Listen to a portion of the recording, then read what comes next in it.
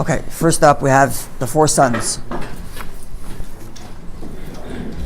So let's read the piece in the Haggadah, and then we'll see where we're going.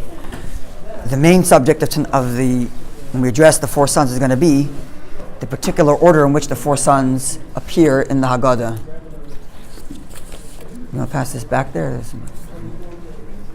Okay.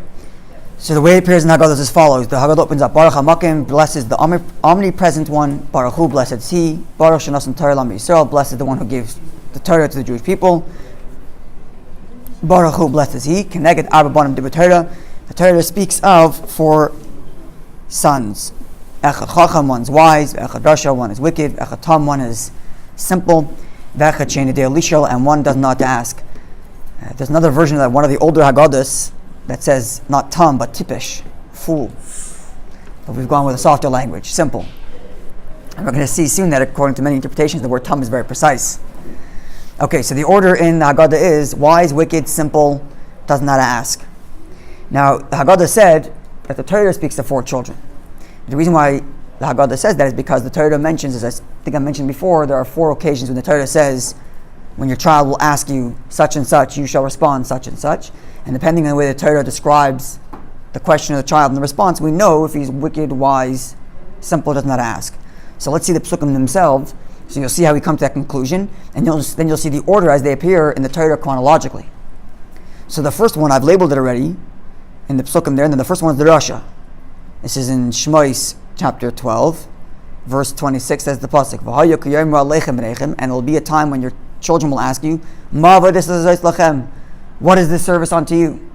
And that's what the wicked child says. What is this to you, not to me, excluding himself. And then it goes on to say, and you'll tell him this is a Pesach, etc. The next one, the next time the Torah says to talk to your children, is the next chapter, chapter 13, and this is the one that does not ask. She'enei Yodea Lishol. V'gadol bencha, you should tell your children, B'yayim on that day, in future time, Lamar saying, Ba'avoza asa Hashem li b'tzis Mitzrayim, for this reason God did it to me when I left Egypt. But here the Torah doesn't say what the child asked. And thus we deduce that he's the one who does not ask, because the Torah just introduces, tell your child.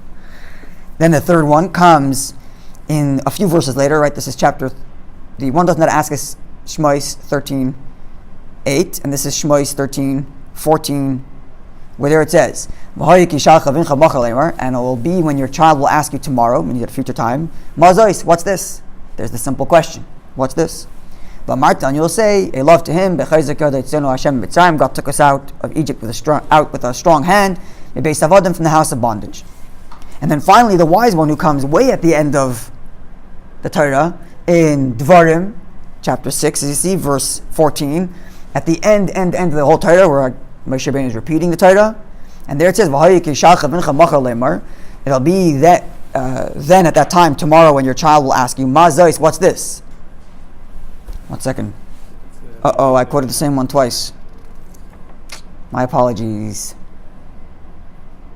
Sorry about that. But later in chapter Dvarim, you can take my word for it, it says, the child asks you, what is the laws, statutes, testimonies, the laws and the statutes that God has commanded you? And because the pasuk there has more details, not just asking what are you doing, and not just asking what's this, and not just being silent, but asking what are the laws, statutes, and testimonies, we can derive that he's more intelligent because he knows the differences between the edus, the chukim, the testimonies, mitzvahs that are testimonies, mitzvahs that are statutes, mitzvahs that are commandments, etc. Okay, so the order in the Torah, point being, is wicked, does not ask, simple, and wise. But the Haggadah switches the order. And what's puzzling about the Haggadah is the Haggadah does not, this is the Rabbi elucidates the question and many others. First of all, the Haggadah does not follow the order of the Torah. In the Torah, it's wicked, does not ask, simple, wise, and nor does it go in order of their level of spirituality, because the wicked is number 2. Had you put the wicked at the end, then you would have simply said that the Haggadah is following the order of their spiritual standing: wise, simple, does not ask, and then wicked. But that's not the way the Haggadah does it. So we have to find some other explanation, and we're going to go through a few different levels of explanation in understanding the specific order of the Haggadah. Okay. Some argue it's the same kid, same son. Yeah, it's the same son. We're going to get something similar to that, but not that one. First comes to Haggadah, and this is probably the most simple reading. The next two are very similar. Maybe we'll skip the second one. Haggadah writes,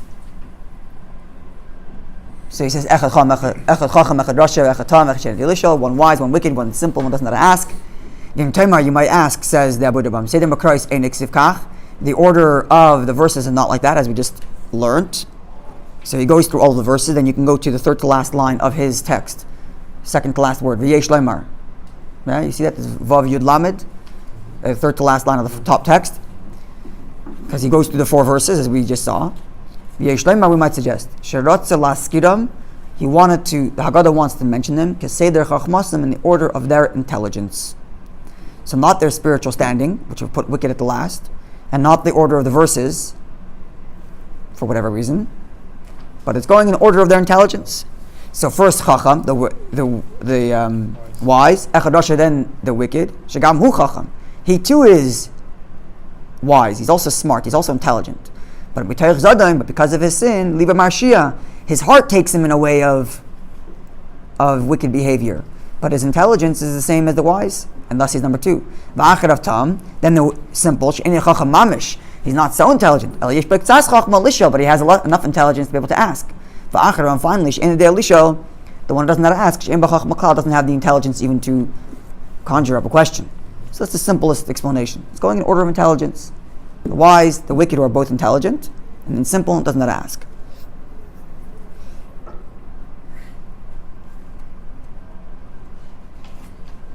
Okay.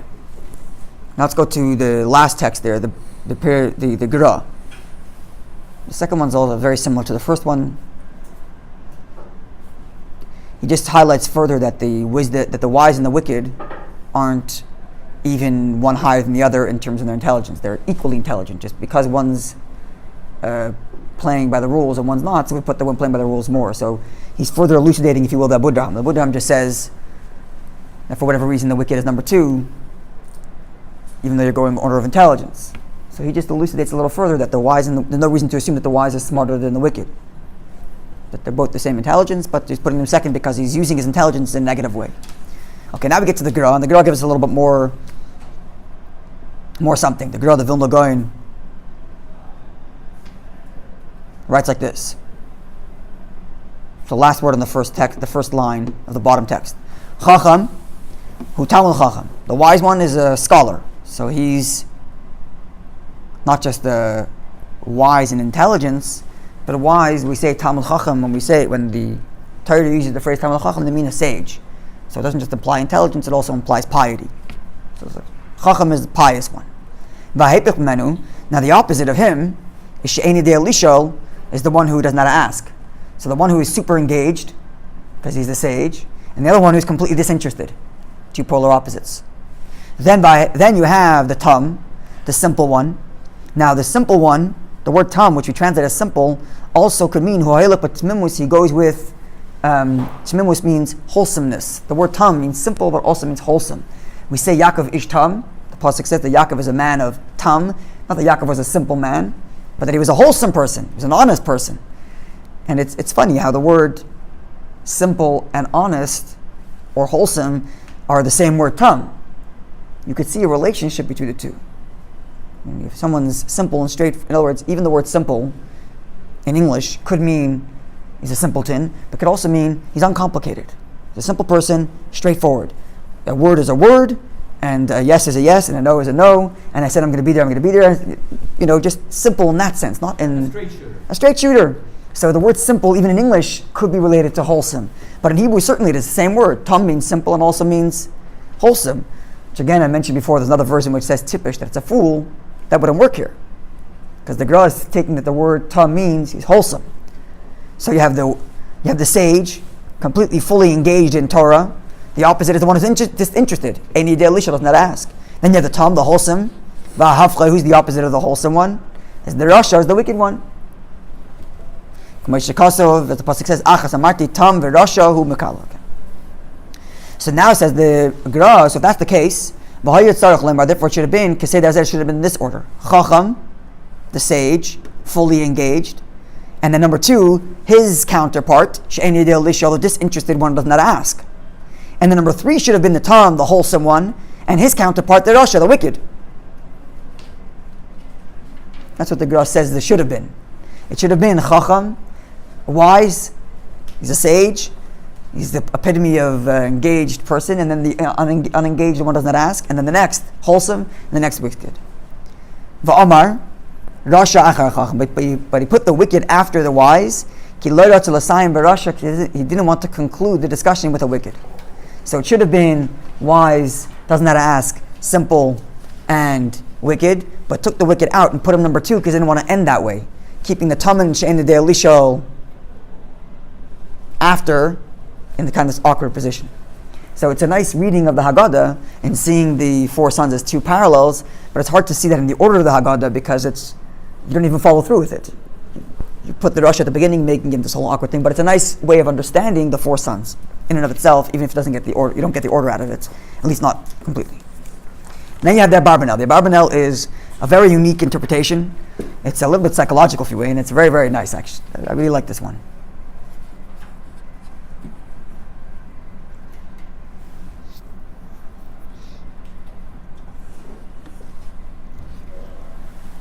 Okay, so he gives three different explanations for why the four sons appear in this order, and this is the first one. Ha'echad, the first reason is Sha'amagid, the one who's speaking, meaning the Haggadah, made a very crucial distinction here. Because these four children that the Torah mentions, we're not missing anybody, any kind of person. Whether he's a questioner, or bilti shoyel, or he's not a questioner, he's not an asker. Because there's nothing between the positive and the negative, meaning so either the person's questioning, and then the question is what kind of question, or he's not questioning. So the not questioning is clear, it's covered, the person is not questioning, there's only one type of not questioner. But then when it comes to the questioners, the question is what kind of question are they asking? And therefore, if he's a questioner, it'll only be, whenever anyone is asking a question, it will only be for one of the following three reasons. So the one is not questioning, okay, that covers anybody who's not giving a question. Why is not giving a question? He's not giving a question, finished. He's one category. But then for the one who's asking, there are three types of things that will motivate somebody, why they would ask a question. Number one, why is he asking the question? Because he wants to show off how smart he is. That's the wise one. So the wise one is not so holy anymore. He's trying to prove himself. He wants to show off. Look how smart I am. Look, I know what a edus is. I know what a chukim is. I know what a mishpatim is. So he's making this whole thing to show off how much he knows. One reason. Or two, or because he's in doubt, and he wants to cast doubt and cast aspersions about what being bedavar in the matter, because the spirit of apostasy, of denial comes in his mind, and therefore he's an inquisitor. So one is he wants to show off how smart he is. The next guy wants to disprove whatever you're telling him. That's the wicked one. He's not doing it because he wants to show off how smart he is, but he wants to say how silly you are. He wants to disprove what's being taught. And number three, if someone asks, he just doesn't know. So he's asking out of inquiry, just wants to know. It's the most honest way to ask a question. He wants to know chachma, mussar, wisdom, and guidance, to know what's being taught. So either to prove his own intelligence, or because he doesn't believe what you're telling him, so he's challenging. So if you will, one is, what word you use in English? One is like rhetorical question, showing how smart he is. The other one is challenging. And the third one is inquiring. Just tell me what's going on. I really want to know. You don't think, Rabbi, that the second one could be a cynic also? A cynic, yeah. A cynic, and how often we have to deal with cynics in our lives. Yeah. And also, simply to be, I don't like to use the other side's advocate. Ipchem estabernik. Exactly. Everything's the opposite. Dafkenik, right? So he says now, and these are the three people: the wise, the wicked, and the simple. The wise one, even though he already knows all the answers, he knows everything. He'll still ask Shilas all kinds of questions in order to show the nations and the ministers. He's making a play in a verse in the Megillah, the wealth of his Torah, the Chachmas and his wisdom. So when he asks a question, he wants everybody to know, look how much I know. He's asking such a fancy question. But the wicked one, in the depth of the heart, he doesn't believe in this anyway. So what's his question? Not because he wants to know anything, or not because he wants to show off. Therefore he'll cast aspersions. The simple one, he's asking because he wants an answer. And they should have informed him, the way to find light. Following? So he's changing the order around. The Chacham is the lowest, is egotistical. The wicked is challenging. And then the third guy is just asking for the honest reason he wants to know. And and these three are asking for these three purposes. The fourth one, the one who doesn't ask, therefore doesn't get tired. He's referencing the fact that the Haggadah doesn't says Vish Ein Adei Elishol without giving him the same introduction as Tam Mahu Omer, because he's just lacking anything. Okay, now one might suggest the following in reading this Abarbanel. If we're going to go from if we're saying that the Chacham is at the lowest, and then the Rasha is next, and the Tam is next, he doesn't explain yet why. This has three different purposes for asking the question: to show off, to disprove, to discourage, and then the third one, for honestly, wants to know the answer. So perhaps might suggest the reason why they're going upward, because the one who's so full of himself and thinks he knows everything and asks the question only to prove how smart he is, even if you tell him something he doesn't know, he's not listening anymore. He's not listening because he never began his question to even want to listen. There was never a part of him that wanted to listen. Now the wicked, who's trying to disprove, because he's coming from a place of challenging, maybe it's harder for him to listen, but what you're telling him, he doesn't say, oh, I know that already. The wise one says, oh, I know everything already. The wicked one is coming from the opposite direction. So in a way, it's easier to get through to him with new information. Like maybe he found new information. He won't be so antagonistic. The wise one, the one who's showing off, he's not learning anything. He's stuck in his own bubble of intelligence. He's not learning. The wicked one, maybe if he found new information, he won't be so antagonistic. So he's number two. And the third one, he's open to listen. He's asking because he wants to know. The fourth one doesn't even consider it. No, because the fourth one's out of the category. It's not there. Yeah, he doesn't really address so much what the psychology behind him is. But this is a very interesting read on the Haggadah. So if you will, we had the simple reading the Haggadah. Right, we're going in order of intelligence: wise, wicked, simple does not ask. And then we went. The Gra gave us two parallels: super engaged, disinterested, wholesome, wicked. And now we have kind of psychological four sons: the disengaged, and then the one who wants to show off, the one who wants to cast aspersions to challenge, and then the one who really wants to know because he just honestly wants to know. Now we get a little bit somewhat mystical. On the page 4 from Medrash Rabbi David HaNagid. V'amru, he says, sorry. V'amru sha'arba elu shenitna ha'Torah dugmasim keneged adam atzmai. And we say like this, that the four children the Torah mentions are all to be found in one and the same person. The Chacham, the wise one, who hayetzer tov, is his inclination to do good things. That's the wise one. Shetchamud kasher iyunai benifred. His intention is always connected to that which is nifred, means that which is separated, that which is above, not attached to this world. He's detached from this world a little bit. That's the Yetzer Tov. He is not interested in this world around him. He wants to detach something a little bit higher.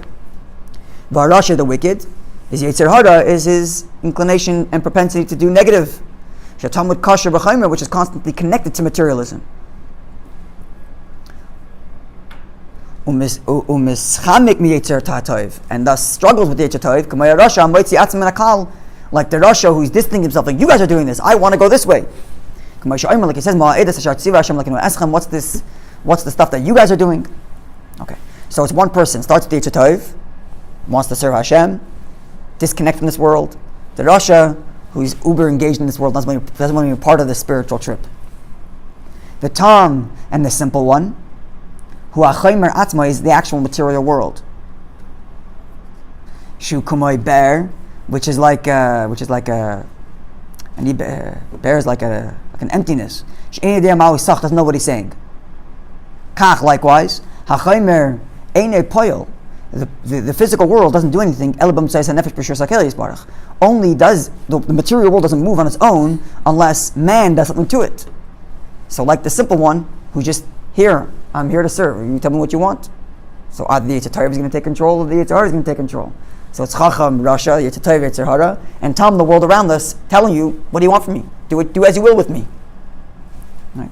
And then you have She'en De'el Leishol, the one doesn't ask, Hey my Evarim, that's the physical limbs, the body, She'en Yidim Tachas Hadavar, which also don't know what they're doing. V'lam Misnanim, and why they are moving. Im L'Tov, if it's doing good, V'im L'Mutov, or if it's better, which is a euphemism for worse. Hainu Adam, this is to say that the person, Sarech Lahaniya Nafsha, he has to move himself, the Evarav and his body, the Chol Kelkov, and all of his parts, Ladas HaMitzvahs, to know the mitzvahs, V'akaras are the same, and to appreciate their depth, Leizat Heim, and for what purpose they are. So, in brief, this interpretation is all one person, like you said. Chacham is the Yetzer Hara, Rasha is the Yetzer Tov, the Tam is the world around it that says, do as you will with me, and the She'en De'el Leishol, the one doesn't know to ask, that's the body, which also has no agenda. It's moving its hand this way, it's either doing a mitzvah or it's doing a sin, depending on what you decide. Okay. It's another layer.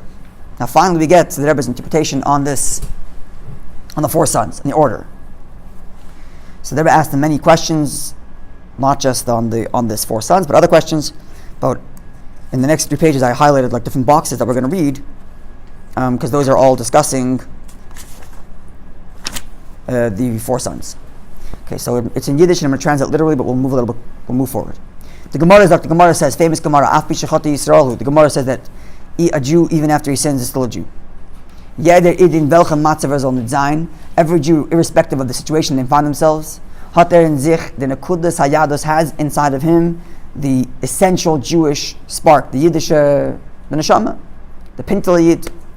Unlike them, Vart from Chak B'Chadmor, and following the teaching of my father-in-law, the previous Rebbe, which says, Echad Chacham, Echad Rasha. Right, the Haggadah doesn't say, Chacham, comma, Rasha, comma, Tam, comma. It says Echad Chacham, Echad Rasha, one Chacham, one Rasha. So says the previous Rebbe, in Yeder Einim, in each one of these is the other Echad, there is the one. There is the one Neshama. There's a Neshama Echad in the Chacham. There's Echad, there's a Neshama in the Rasha. There's an Echad, a Neshama in the Tam, etc. Even the wicked, there is the Echad, there is the Neshama. Now by Im is as far bargain umandarfes unplecken. But by the Rasha it's covered up and it has to be revealed. The Echad Neder Idin, the Echad in every Jew, is verbunden, is connected in the Chachma Shebenefesh, the level of the soul called Chachma, as explained in Tanya. Der Far Steltman dem Rasha Leben the Chacham. That's why we put the wicked number 2 next to the wise. So Weisen, right? He was the anomaly. Because if you're going in terms of the order of the verses, it's completely out of order. If you're going in order of piety, the wicked's last. But now we know why the wicked's in the front, to be next to the Chacham specifically. Because Chacham is the one whose Echad is fully revealed. His Echad, his oneness, his Neshama is fully revealed. And we want to do that for the Rasha too. So put the Rasha right next to the Chacham so the Chacham can have an influence on him. Right? So Weisen, Euch dem Rasha hat dem Echad, to tell us that the Rasha also has a one. He too has that level of the soul which is one with Hashem.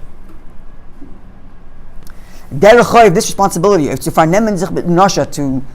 engage the wicked, him, to uplift him, is nit king klenner, is no less the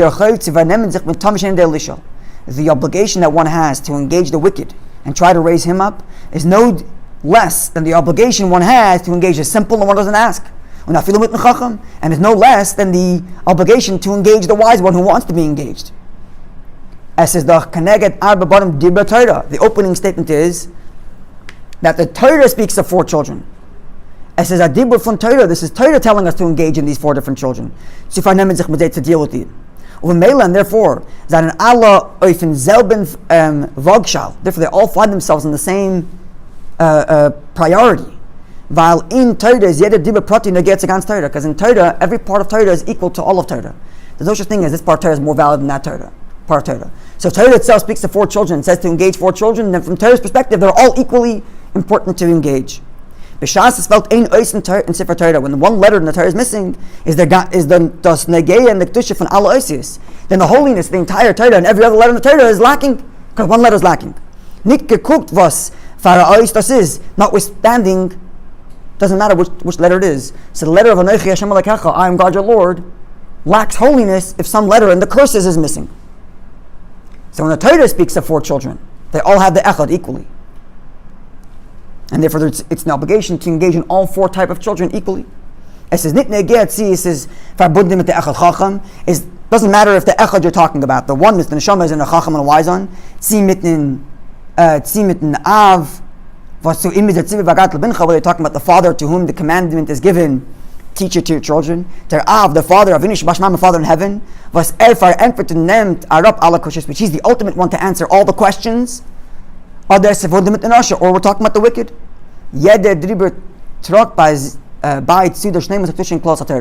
Every word in Torah, including the mention of the other children, including it, the holiness of the entire Torah. So even the Rasha is described in Torah includes the whole holiness and has the echad. Skip the next thing to the bottom of the page. So now we know why the Rasha is next to the Chacham. So the Chacham can influence the Rasha because he too has the echad. And it's an obligation to not just engage the wise, but actually to try to inspire the wise that he should engage the wicked. Yud Gimel, the bottom left-hand column.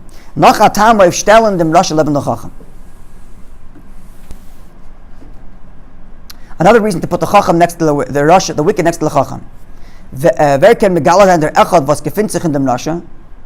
1 second. So the first reason why we're putting the wicked and the wise together is, first of all, to tell you that they each have an echad equally. Don't put the Rasha at the end thinking that he's less than. They all have the equal echad. But moreover, as we're about to say, the Chacham has to influence the Rasha. The wise should be influencing the Rasha. Who could be the one to reveal the echad, the oneness, the neshama that's there in the wicked? The Chacham Dafka, the wise one, the scholar, the tzaddik. The Tan mitten chain daily show, the simple one, the one who doesn't have to ask. They don't have the power. They don't have. They're struggling with dealing with their own neshama. It's hard for them to reach out to this wicked one. They're Chacham, but the wise one, the Katzer HaYisrael, the highest of them. Dafka, specifically him, he has the ability to reveal the oneness that's in the Rasha and Neshama that's in the wicked. Like the famous rule that whatever is higher falls lower, and if whatever is higher in spiritual standing has an obligation to reach the lower levels of spirituality. And if the wise is implored to reach out to the wicked. And the fire has been masked with the Rasha, therefore the Rasha comes right after the Chacham.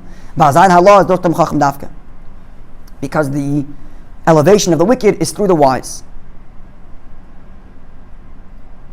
And this is